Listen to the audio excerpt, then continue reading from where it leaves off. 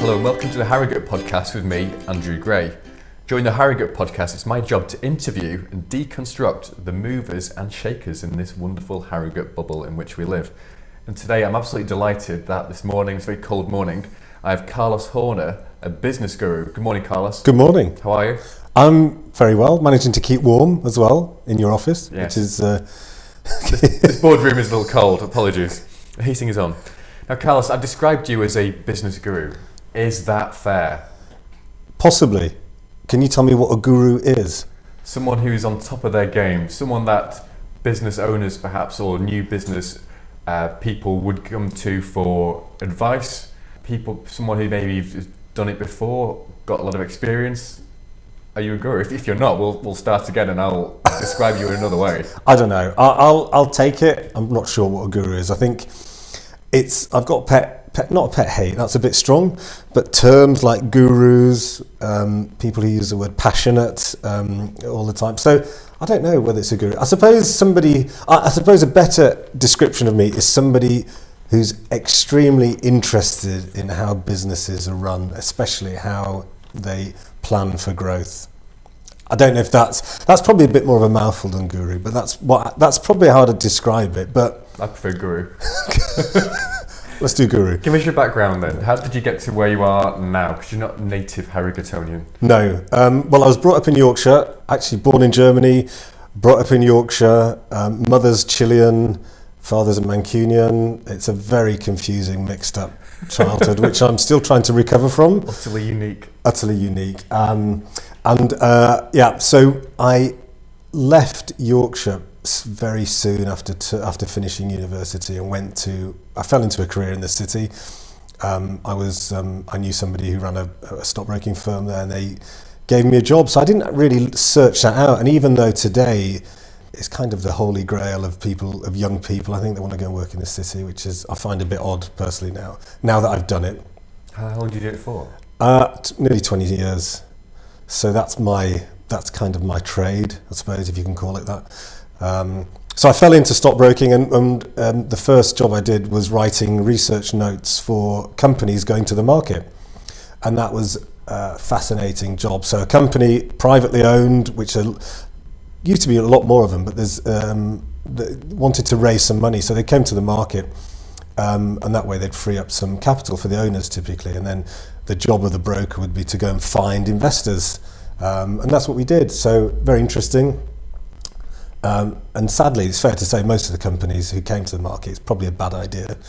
It didn't really work for them. There's probably better ways of raising capital, but it doesn't work. The minute you go to the market, family-owned companies end up being responsible to shareholders, and that change in structure is hugely difficult for most businesses to manage.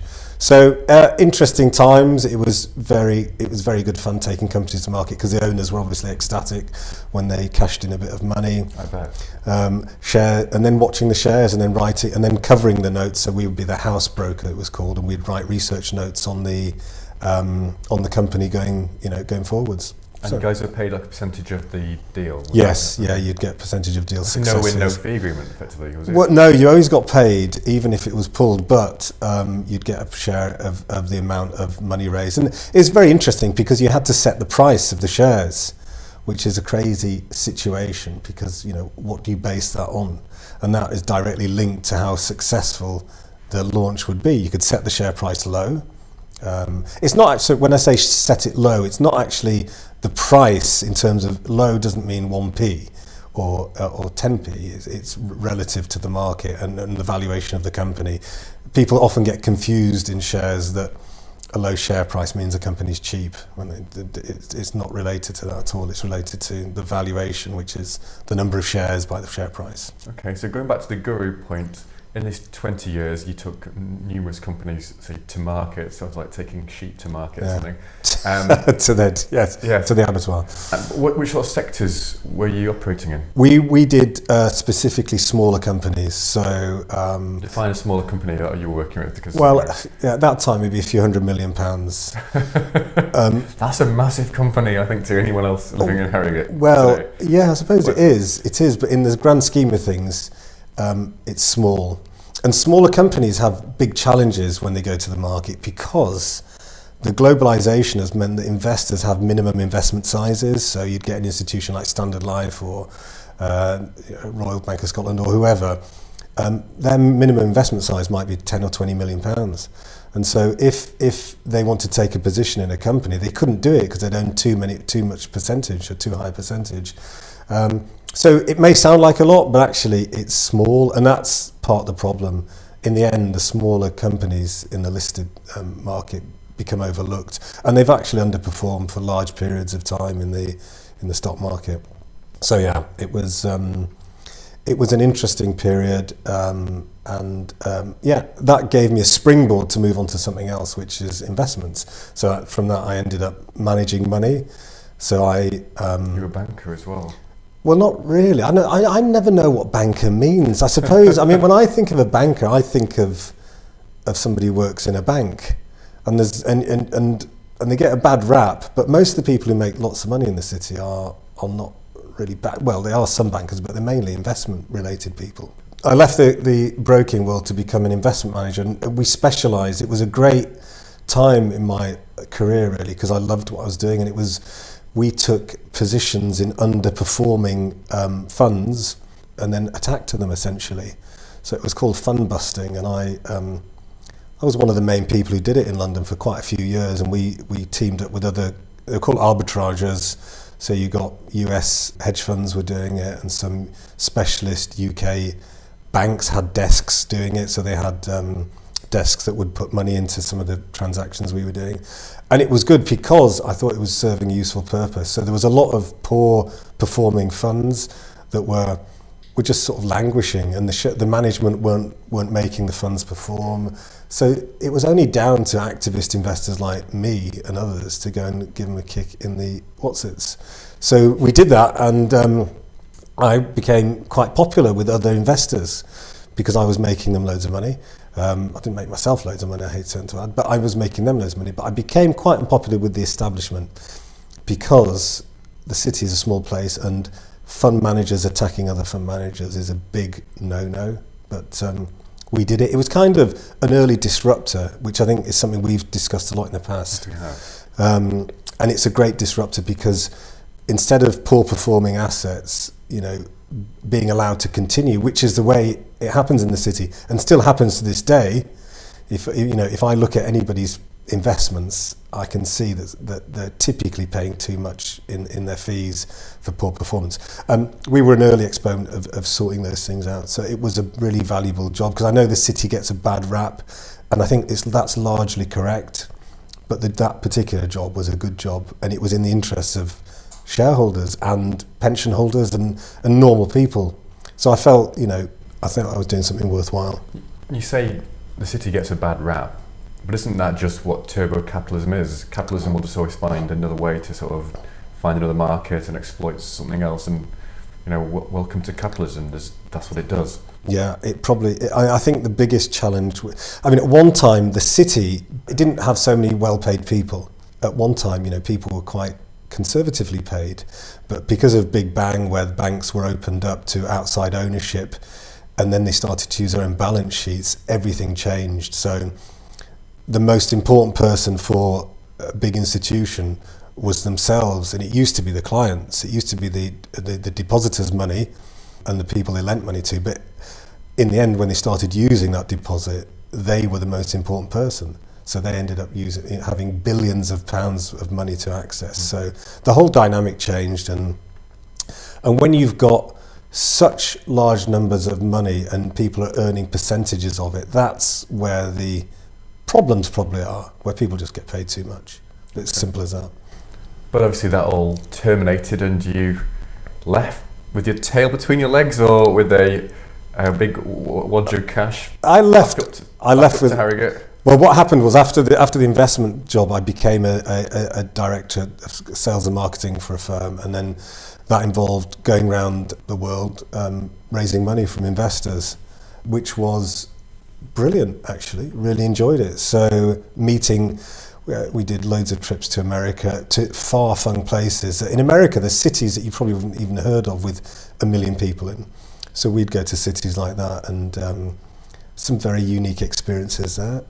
But it was good. And so did that for a few years, raised some money for different products, and then had a young family, and I thought, I've just had enough of London. Not so much the job, but more of London, because I didn't really, even though we'd spent a long time there, I didn't really fancy living in there and bringing children up there, because I think you can live, there's a two-tier society in London. You can either live as local people do and go to schools and things like that, but the schools aren't great and they're not nearby, and some of them are frankly a bit dodgy.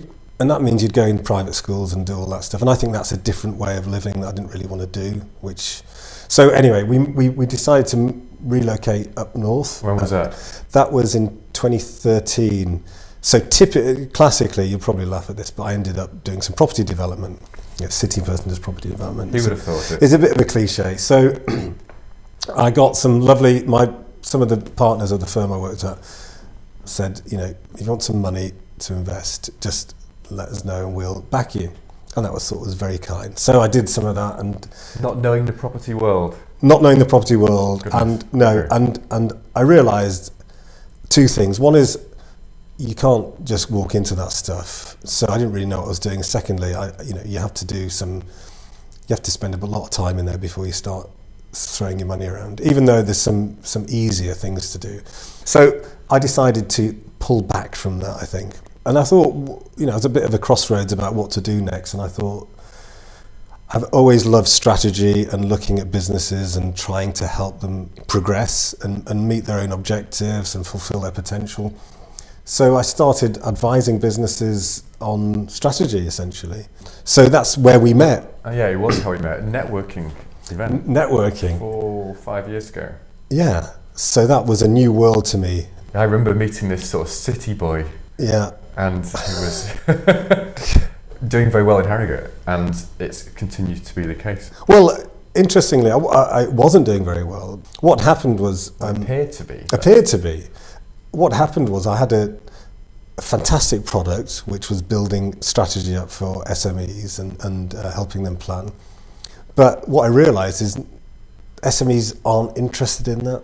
They have more pressing concerns. And one of their most pressing concerns is, where's the next customer coming from? So that made me have a major rethink about where I should position myself. So I took a year out and started working on a methodology to, it's a bit going back to this disruptive idea that, and we discussed Elon Musk earlier, where when he set up Tesla, he didn't look at any conventional methods of building cars.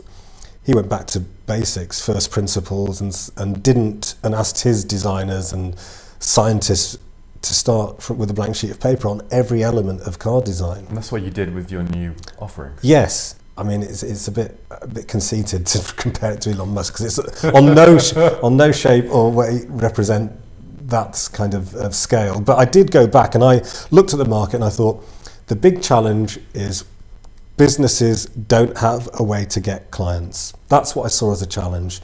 They typically understood that looking after clients is a good idea, and referrals are where most people get business from.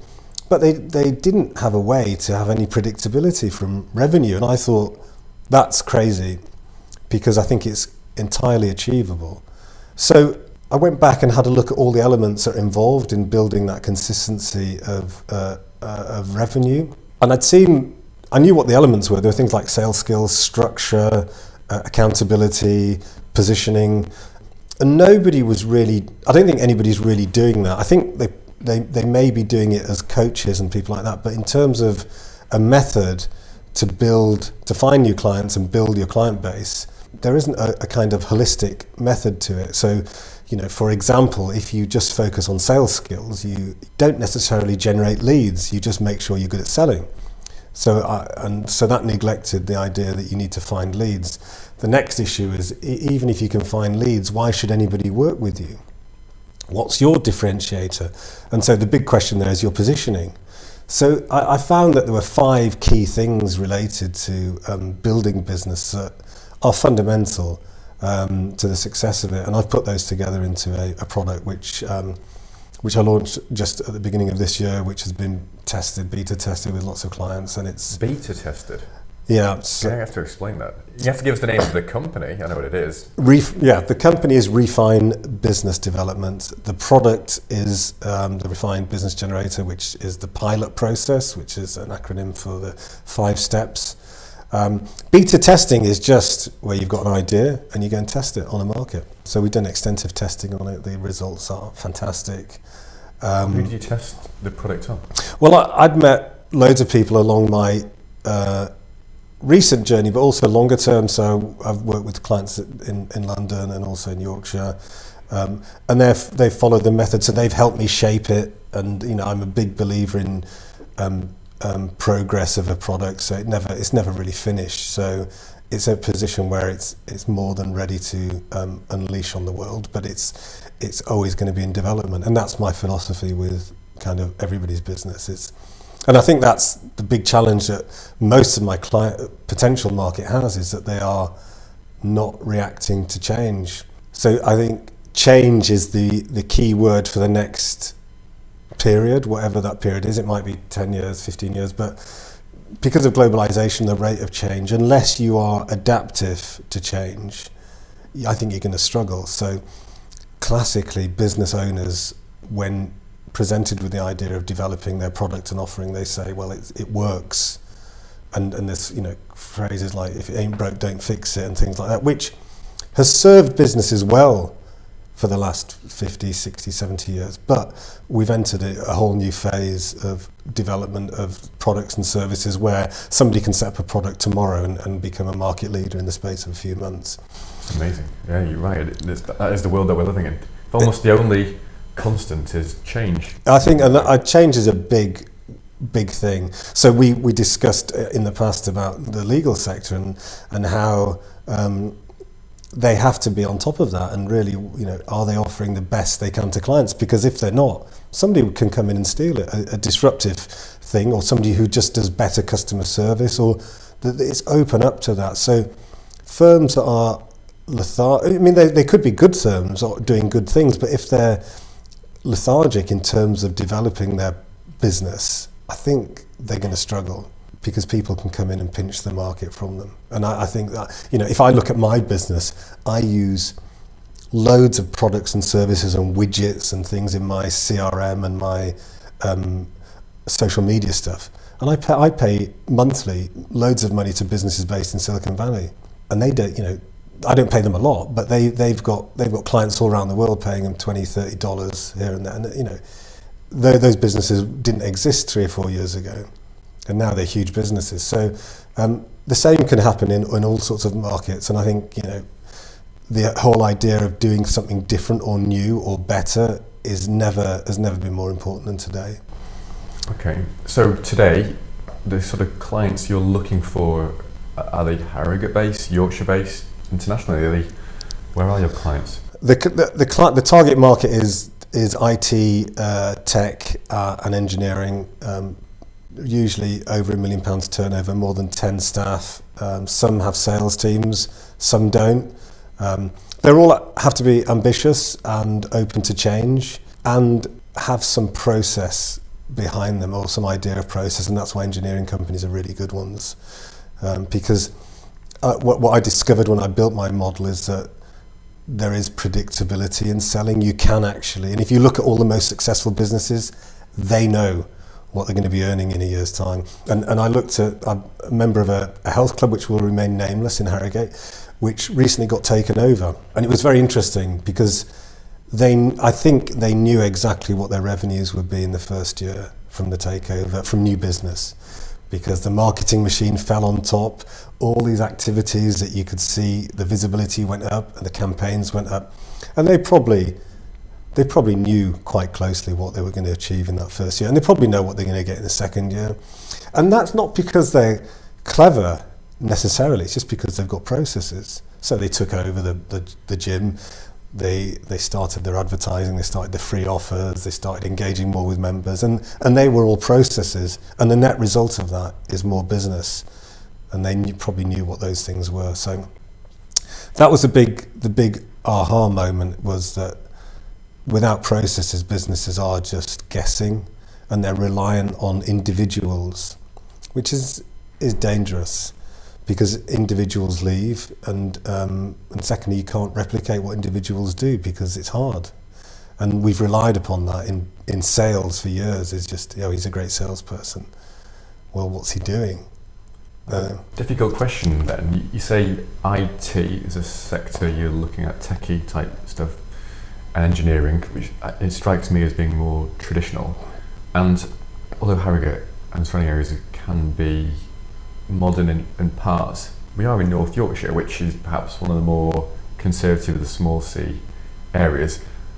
Are businesses in this area actually as open-minded for what you have to offer as maybe in London or Silicon Valley? That's a good question. I think the reason I set up a business on my own firstly was because I was in awe of business owners. I think running a small business is an amazing thing to do.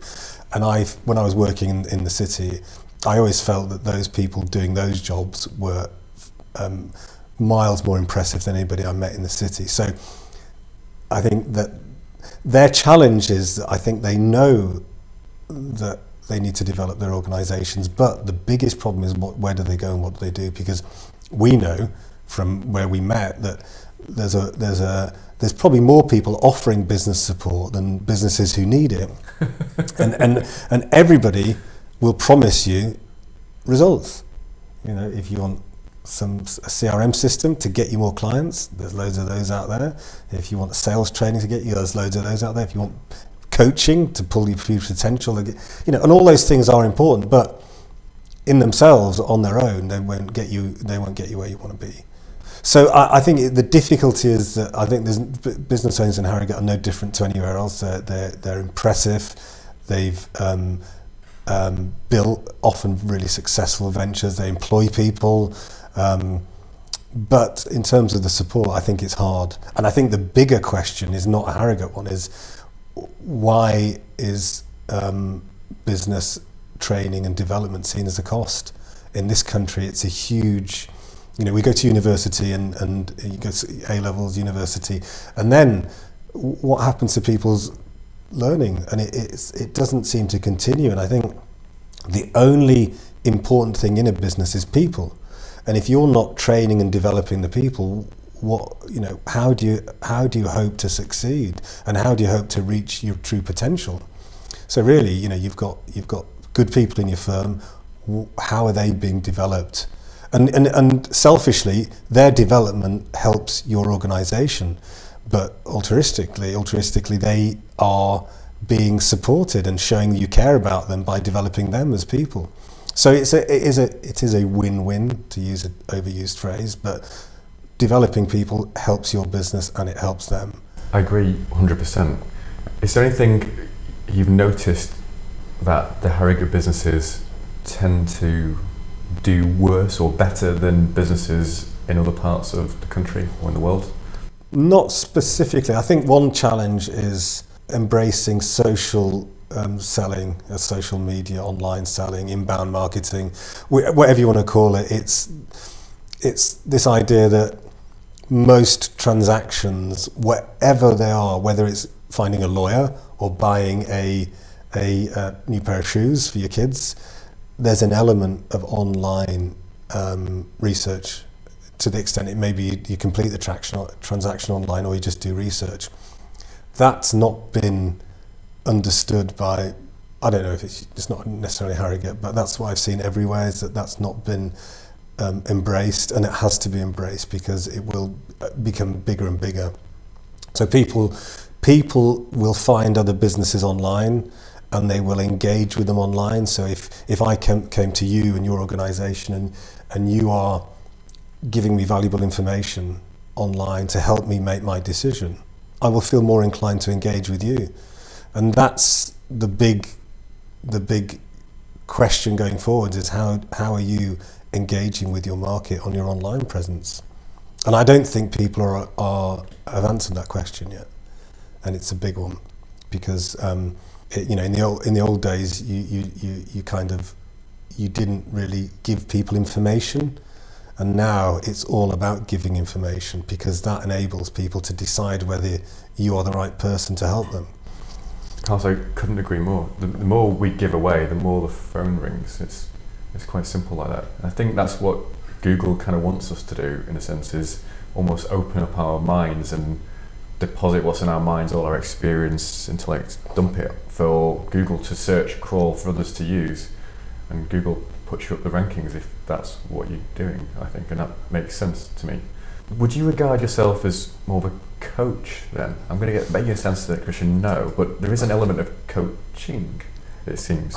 I'm definitely not a coach. I mean, when one of the things we spoke about earlier, I'm definitely not a qualified coach. Whether I coach my clients, undoubtedly I do. But on the question earlier, when we said all the different elements that people, that the market offers to help people, coaching is one of them. And coaching is a fantastic thing, and it's not used by businesses at all, which is another unfortunate thing. And I think it's unfortunate because culturally we don't understand why coaching is so important. Coaching should be on offer for nearly every member of staff, probably. Do you have a coach yourself? Yes, and mentors. And I think that the reason coaching is important is because it's where development happens, really. I mean, the way coaching is done is a separate question, but the fact you've got a coach is a way to improve your abilities. So you recognise where you're stronger, where you're weaker, and then initiate some activities on those things to improve them. And that makes a huge difference. And I think it's looked at a lot at an executive level, but why shouldn't it be looked at everybody's level? So classically, if somebody's bad, somebody has 5 things to do in their job, whatever the job is, you can narrow it down to maybe 5 things. They may be bad at one of those things and consistently bad. And what's going to change that? And so a coach is a good thing, because the coach will work with that individual and identify those things. And actually, it's individual to identify them typically. The whole coaching process is one where you're not training people, you're coaching them. So they have to find the answers, which is a different dynamic, and I think people misunderstand that. But if they identify those areas where they're weak, then they can work on them, and then actually they improve. So if they've got 5 things, one of them's subpar, they improve that significantly. That impacts their ability to do that job directly. So yeah, I'm a big fan of coaching. It should be used in all businesses. In fact, the most modern businesses, the management is not called management anymore, it's called coaching. So come across it. Yeah, so if you is there a Harrogate business that does that? There's a few I've worked with that are I'm not claiming to be the market leader on this, but there's a few that I've worked with that realise that coaching is the only effective way to manage people.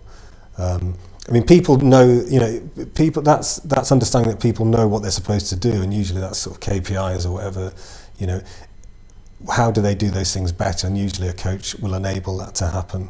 So yeah, I haven't seen it as much as I'd like, but I think it'll happen. Changing tack somewhat, in the Harrogate area there are multiple networking groups, and we've met at some of them, and I think you've probably got fairly strong views on some types of networking. Then discuss pros, cons. Okay.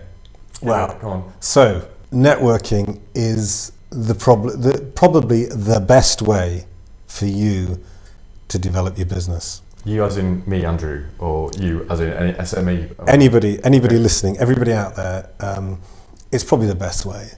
And I didn't realise that till later on in my life. So when I was working in financial services in the city, I didn't network ever.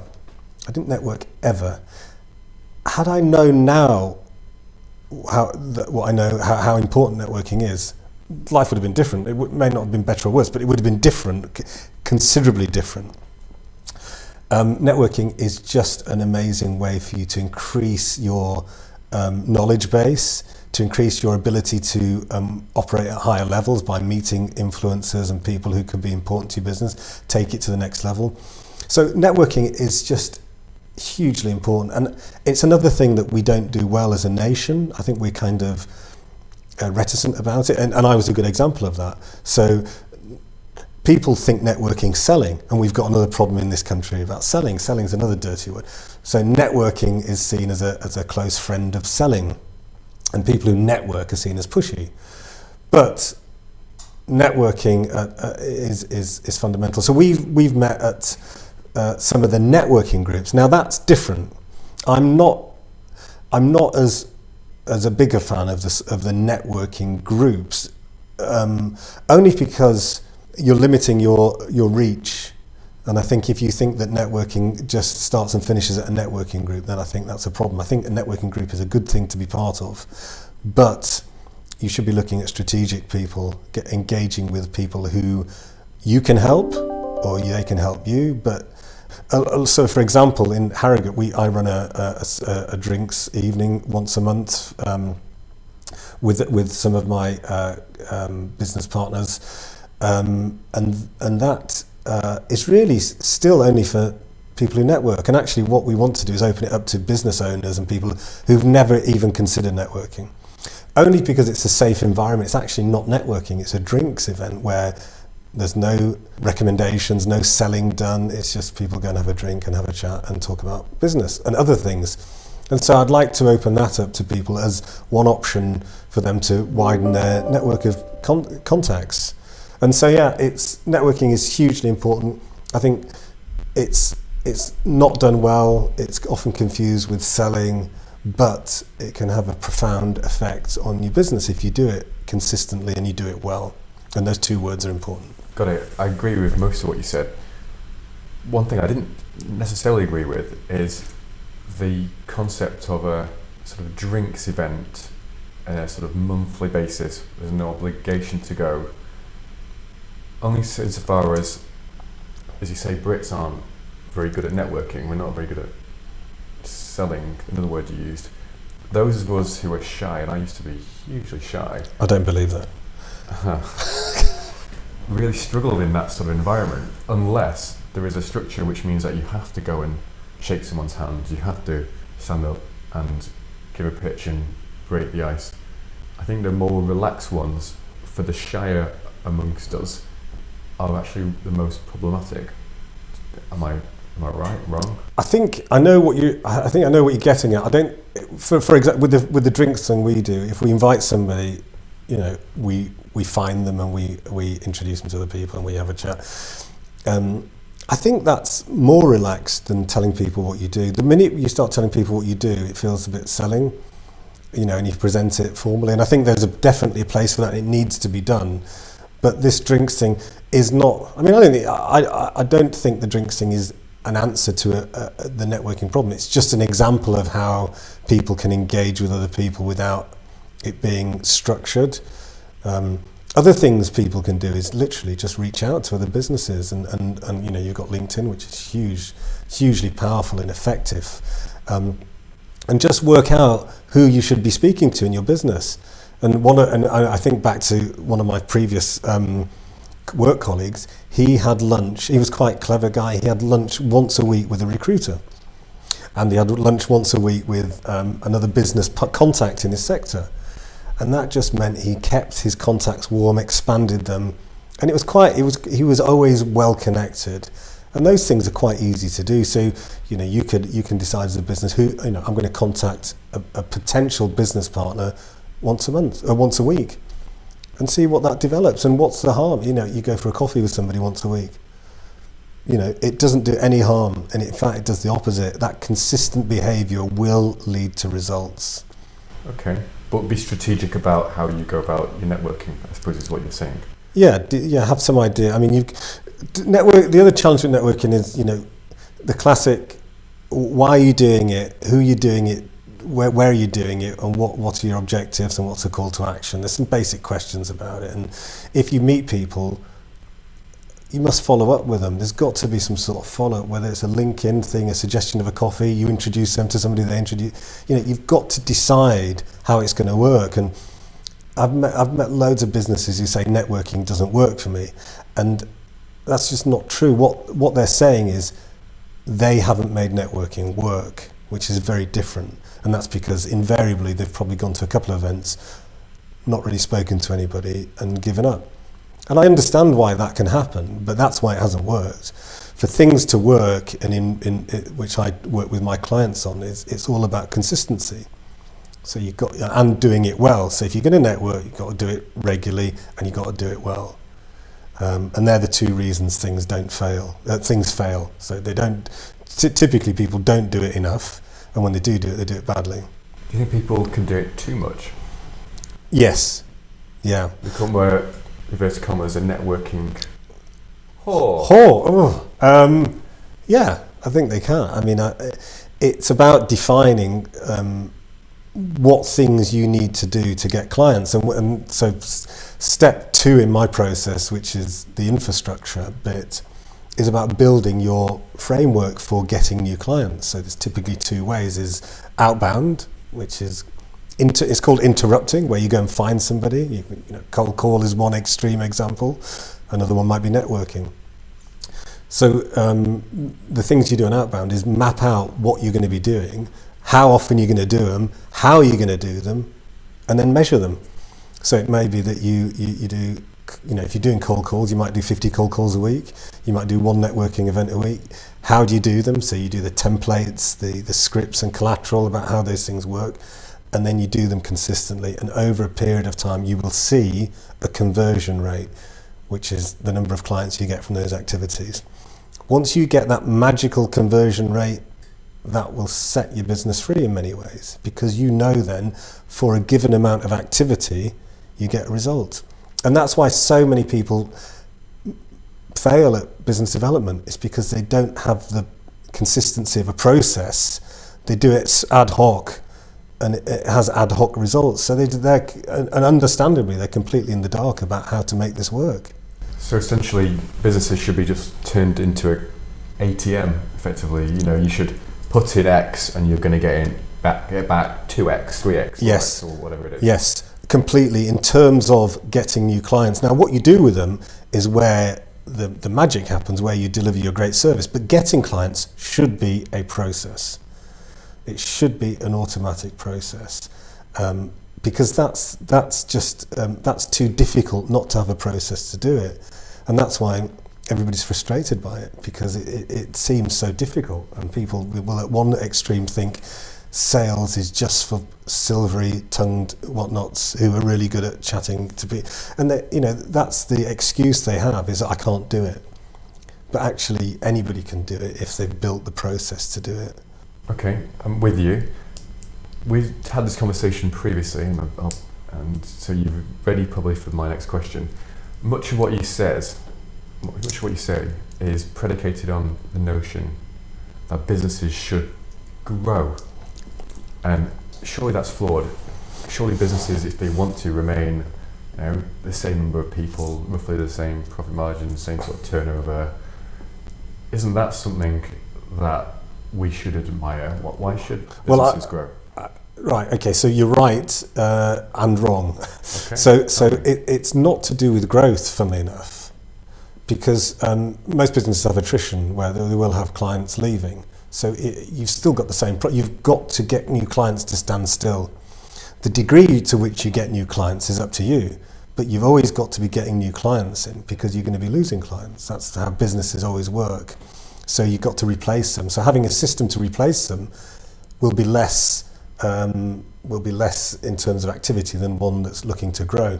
And I agree with you, businesses shouldn't have to grow. There isn't running a business is not all about growth, but it's about being successful. And a successful business makes enough money to pay all the staff and give the owner something.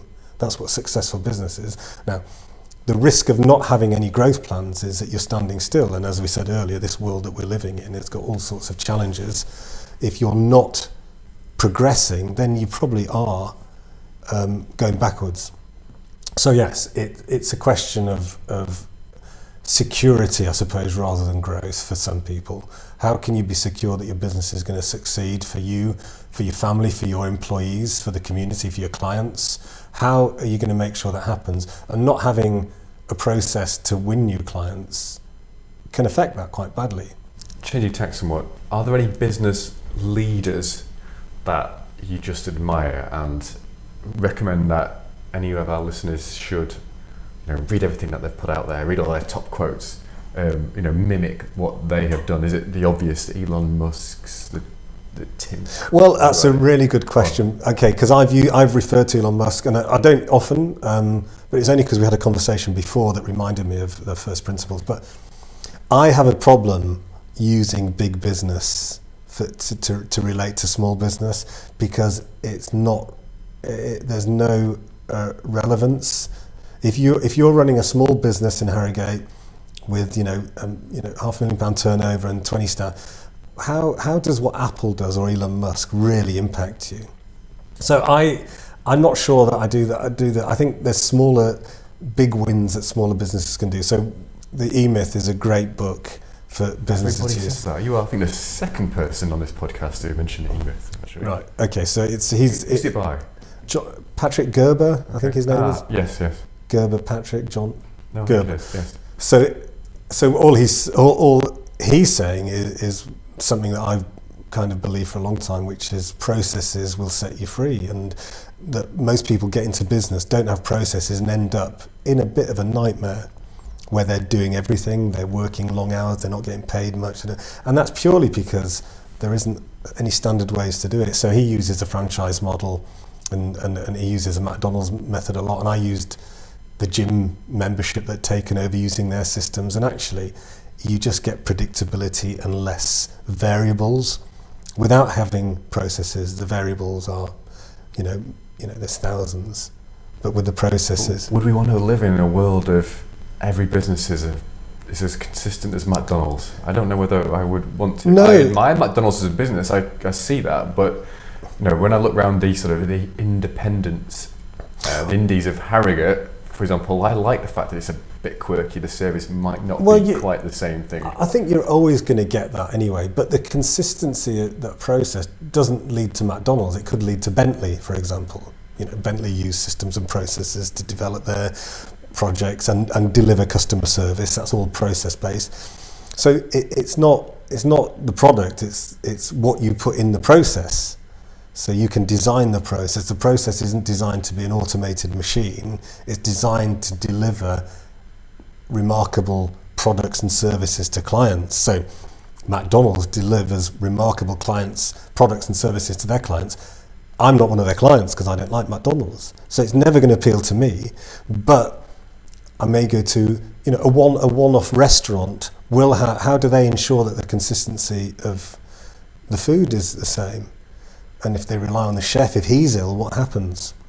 So I wrote a blog recently on Gordon Ramsay. I was ill over Christmas, and I'd spent a week watching Gordon Ramsay's programs. A whole week, wow. Yeah, it was. That's a bad week. I'm traumatized by it. So anyway, I saw it for what it is, which is it follows a formula. But what he does is he's got some great business lessons in it. And consistency is a crucial bit. So when you go to a restaurant, if the food's not good every time, that's the kind of minimum acceptable. The food's got to be good. And it's the same when you run a business. Your service and your product has got to be always good. If it's not, people aren't going to come back. It's simple as that. So whilst, your question was about these systems and processes going to make everything boring, I don't agree. But what's the alternative? Inconsistency, poor performance. That's the question. So I don't think there's not actually any magic bullet, a golden bullet to solve these things. It's how do you do it? And processing businesses doesn't have to be a production line. It can be a lighter touch. And going back a couple of questions, because I don't think I've got your answer, and that's probably because of my interruptions. Which business person should we follow? Is it the E-Myth, the Gerber book, or is it a Branson or a... Well, I think I'm worried about following people, aspirational figures who you can't relate to them, can you? I mean, there's a great one of Donald Trump the other day. I don't know if you saw it. It was one of his quotes where he said, "I started off a business with a small loan of $100 million," and where I think that's a challenge that business owners have. Is it's great to look at all the champions of business, Branson, Elon Musk, Zuckerberg, but does that really mean anything to us? And I think that's what we need to do is learn as much as we can ourselves and decide what we think's valuable. And so, you know, the learning probably should start with yourselves in business, and how many books you're reading, how many courses you're doing, how much money are you spending a year on your own development. And that's a start. I think that's a starting point. And you will, it's a bit, you know, you must try different things and work out which things are working, but then the principle behind it is constant development. So I don't know what's going to be right for other people, or for me. I mean, I've done key person of influence course with Daniel Priestley, who's a best-selling author. I've got loads of him. I've also been looking at Rob Moore, and there's loads of, and I take things from different people. The risk of being an apostle of one guru is you close your mind. And I think that's quite dangerous as well. So really you need to be moving around, taking the best, or what you perceive to be the best from different people, and incorporating that. Carlos, that is genuinely the best answer to that question I have ever heard. I agree with it. Yes, you can fist pump away. You should. Different direction. For someone who does all this self-development and has been successful in the city, now here in Harrogate, do you have a morning routine? Yes, I do. Go on, what is it? Well, first thing is, because I do lots of sport, play tennis and I do various other things, I'm a bit achy. And I remember somebody telling me when I was younger, saying that he was quite a slightly overweight individual. He said, I'll never have to worry about things like injuries because I don't do any sport. And they're right, they've got this weird thing where they're right, they don't get injuries. So I've got lots of injuries from playing football and different sports. So I have to stretch every morning. That's the first thing I do. I stretch. Is this when you wake up at 9 o'clock, or is this? Oh no, we're up very early. 4 o'clock and you're checking emails. No, I've got an alarm clock. She's called Inez, and she comes into my room about 6 o'clock every morning with her torch, wakes us up, That's and then nice. So yeah, I don't need an alarm clock. So I start then doing I do some stretches. I listen to a podcast every morning for 10 minutes. Which one do you listen to? Well, as I said before, I move it right. Yeah, okay. I mix it round, and I just think that is important. So and that gets me in the mood. I do a journal in the morning as well. So I have a series of probably bad habits, I think, in terms of loads of things. But I think that reinforcement and gratitude and things are quite a good thing for me to do. So I spend a few minutes doing a journal. And then I get the kids ready and then get them off to school and then crack on with the work. And I always have a list of things to do. And it's a famous quote, Henry Ford. Do you remember the quote where the guy goes, the business advice? Well, it might not have been in business advice. You know how quotes always get misread over the years. But somebody said to Henry Ford, I'll show you how to develop your business, and it'll cost you 30 grand or something like that. And he said, I'll show you on one piece of paper. And Henry Ford said, well, okay, if I see it and it makes sense, I'll pay you the money. So he gave him the piece of paper, and he said, and on the piece of paper it says, make a list every day, and then below it says, do it. So do what's on the list. And he gave him the money. So I'm a big believer in mapping out the day every day.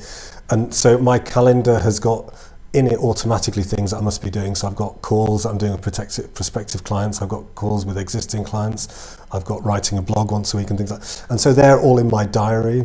And in addition, I add some things to it, and I just always make sure I get those things done. But I only put things in there that I should be doing. And that's another question, which is, have you identified the jobs that you should be doing in your business? And invariably, you end up doing all sorts of rubbish instead of getting other people to do them. So yeah, I always make a list, and I try and do the list every day. Do you use a sort of PA, a virtual PA? Yes, use a virtual PA, and they're fantastic now because a good virtual PA will show you. So traditionally, with PAs, you told them what you wanted to do. Now a good PA will say, well, actually, have you looked at this app? Have you looked at this way of scheduling your diary? And so they're actually giving you value back as well. And so yeah, for a few hours a week, you're getting your emails read, diary done, and anything else that's regular that you don't need to be doing. So yeah, that's important to get that structure in place. And again, it gives you the consistency because you're doing the things regularly. And when we go back to selling, what people do is they sell when they've got a problem. They go out and sell when they haven't got any clients. it's the worst time to do it. So you should always be selling, because when you want to fill that void, there's a lead time involved in it. So you need to be constantly dripping, your sales activities out there. Agreed. Carlos, I have finished all my questions Have on you? my sheet here, but is there something I should have asked you to get out, the pearl of wisdom from Mr. Horner's head? There's something that I work on a lot with clients, and that I think there's a really difficult question in the workplace that never gets asked, probably because we can't answer it, and that is, have you done a good day's work today? So that question is my latest one that I'm answering through my methodology, which is, whatever your role, whatever you do, how do you know if you've done a good day's work?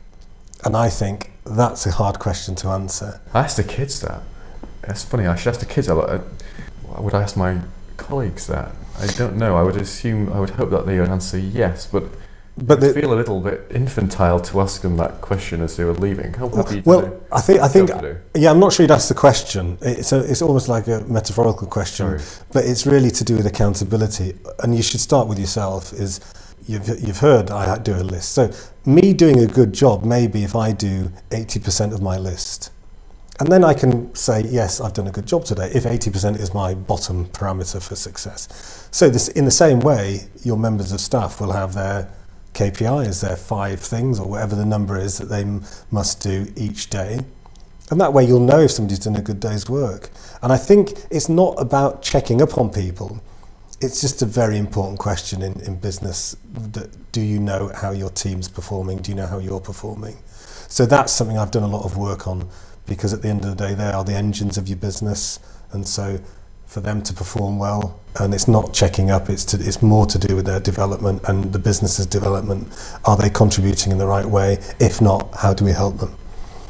Got it. Carlos, how do our listeners find out much more about you? Okay, good question. Well, they can visit my website, www.refinebd, that's refinebd.com, and there's stuff on there that people can look at. There's a quiz. If you're a business owner, take a quiz and see how you perform. I mean, the quiz is basically, are you reactive or proactive in business? And the questions are designed to kind of tease out what you are. And there's some blogs and videos and stuff on there, so you can see what we do and if it fits with what you're looking to do. On LinkedIn as well, are you there? Yeah, on LinkedIn. So if you want to link in with me, please do. I'm kind of selective about who I link in with, only in the sense that I like to know the people, because I think LinkedIn is my community. So I may ask the community to help me, and I would like them to ask me if I can help them. And that only really works if I know the people, and it doesn't mean necessarily meeting them, but if I've engaged with them and I've got to know them a bit, because it may be that I want to meet somebody that they know, and I wouldn't ask them if I didn't know them. So in the same way, if somebody wants to reach out, the best thing is probably to drop me an email or give me a call, and we'll see if it makes sense for us to get together. And it may be, it isn't, and I can refer you to somebody else. That's a great way of dealing with LinkedIn. I think more people just click accept and try to connect as I tend to do. Right. You are obviously much more astute with these things than I am. Maybe, who knows. Carlos, there's so much wisdom that is just poured out of the words that you said today. It's been an absolute pleasure interviewing you. Known you for a long time. We've never had a conversation as in depth as this one. I wish we've had done it before. I suppose this is the beauty of the podcast structure, is I ask questions that I wouldn't normally ask of someone I would regard as a friend. Well, so, and I'd like to thank you as well for the opportunity, and congratulate you on your business. I think you've got a great business model. You're a proactive. I can tell you're a proactive business owner without doing the quiz. Thank you. So well done, and good luck to you. Super. Thanks, Carlos. Thank you.